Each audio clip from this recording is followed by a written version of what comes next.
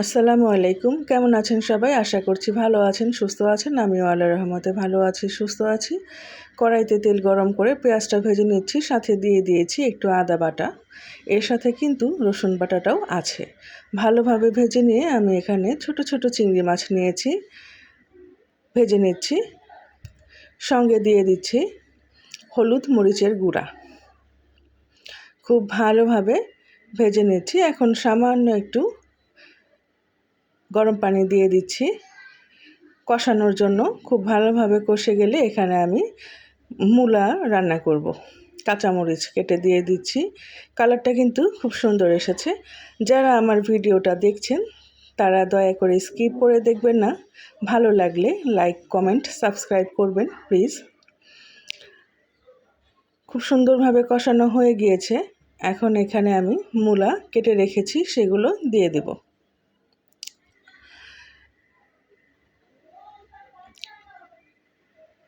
সবগুলো মূলা আমি দিয়ে খুব ভালোভাবে নেড়েচেড়ে মিশিয়ে নিচ্ছি। আর একটু গরম পানি আমি এখানে ব্যবহার করছি সেদ্ধ হওয়ার জন্য। মনে রাখবেন, রান্নায় সবসময় গরম পানি ব্যবহার করবেন। ঠান্ডা পানি ব্যবহার করলে রান্নার টেক্সচারটা ভালো হয় না, কুকিং প্রসেসটা থেমে যায়, সেজন্য স্বাদটা আর ভালো আসে না। মূলা সেদ্ধ হওয়ার পরে আমি এখানে কেটে রাখা বেগুনগুলো দিয়ে দিলাম। এটা খুব হালকা রান্না, গ্রামীণ রান্না। আমরা কম বেশি সবাই এটা খেয়েছি, এটার সাথে পরিচিত। এটা নতুন করে কাউকে দেখানোর বা শেখানোর কিছু নাই।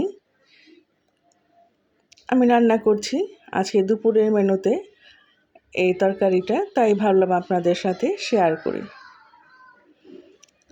আমার কিন্তু মূলা রান্নাটা প্রায় হয়ে এসেছে। এখানে আমি এখন দিয়ে দেব একটু জিরার গুঁড়া।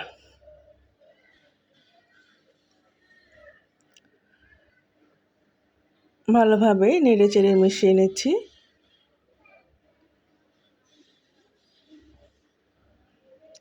এটা প্রায় রান্না হয়ে গিয়েছে। দিয়ে দিচ্ছি ধনেপাতা কুচি করে।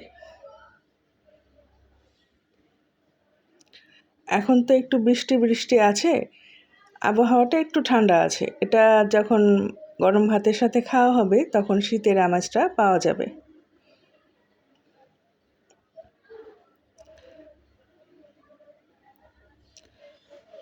গরম ভাতের সাথে এই গ্রামীণ রান্নাগুলা আসলে খেতে কিন্তু খুব ভালো লাগে। আপনাদের সাথে টুকটাক কথা বলতে বলতে আমার এই রান্নাটা হয়ে গিয়েছে। এখন আমি এটাকে চুলা থেকে নামিয়ে নেব। নেক্সট রান্নাটা কিন্তু খুবই ইন্টারেস্টিং। কড়াইতে আমি তেল গরম করে পেঁয়াজ কুচি দিয়েছি আর সাথে দিয়েছি একদম ছোট ছোট ট্যাংরা মাছ। এখানে আমি ছোট ছোট ট্যাংরা মাছ বলছি, কিন্তু এটার কিন্তু একটা আলাদা নাম আছে। এখানে আমি দিয়ে দিলাম হলুদ মরিচের গুঁড়া। এখানে কিন্তু একটুও পানির ব্যবহার আমি করব না, আর দিয়ে দিব কাঁচামরিচ। ভালোভাবে নেড়েচেড়ে মিশিয়ে নিচ্ছি মশলার সাথে। এটা আমি ভালোভাবে নেড়েচেড়ে ভাজা ভাজা করব। লবণ আমি এখানে পরিমাণ মতো দিয়েছি।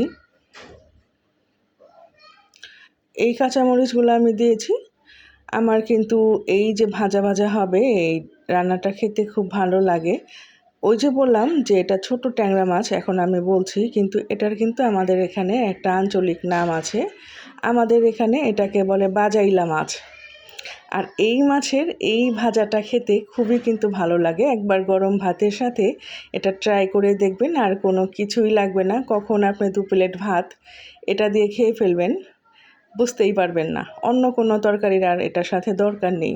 একটু ধনেপাতা কুচি দিয়ে দিয়েছি, তাতে ফ্লেভারটা একটু ভালো আসবে। তো এটাও আমার রান্না প্রায় হয়ে গিয়েছে। দেখুন লাল লাল হয়ে গিয়েছে। এটা হচ্ছে একদম প্রাচীন রান্না, আমরা ছোটোবেলায় খেয়েছি।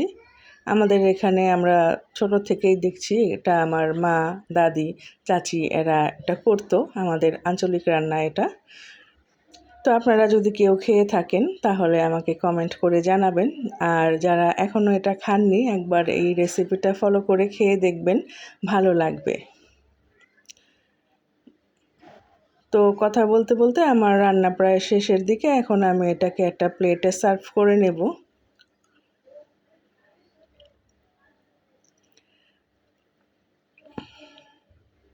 দেখুন খুব সুন্দর ঝরঝরে হয়েছে।